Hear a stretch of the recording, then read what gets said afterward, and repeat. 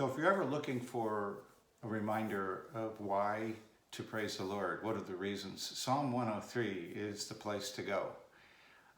It's got a lot of packed good verses in here and almost hard to choose which one we want to focus on.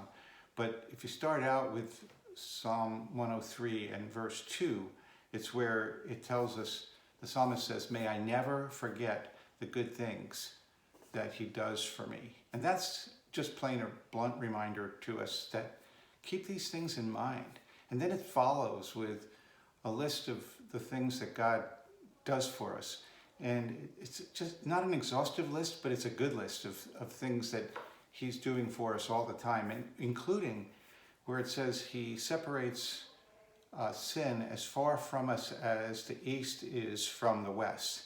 And that's about as far as you can get. It's the concept of where the sun rises to where the sun sets, just as far as it can possibly be. Why does he do this? Well, the psalmist even tells us in verse 14, which is our verse for the day. And it says, "He knows how weak we are. He remembers that we're only dust."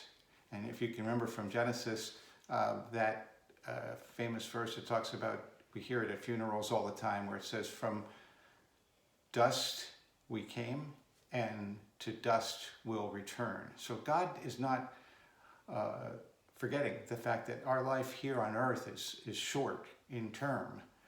But the attitude that we can take is to keep in mind our eternal destiny with him. And towards the end of the psalm, it reminds us of that also. So in verses 17 and 18, it says, "But the love of the Lord remains forever with those who fear him. And his salvation extends to the children's children of those who are faithful to his covenant, of those who obey his commandments." So keep our eyes on the Lord. That's the important thing. When we're here on this earth, it's short term, but we're going to be with him forever. And that's our promise for today.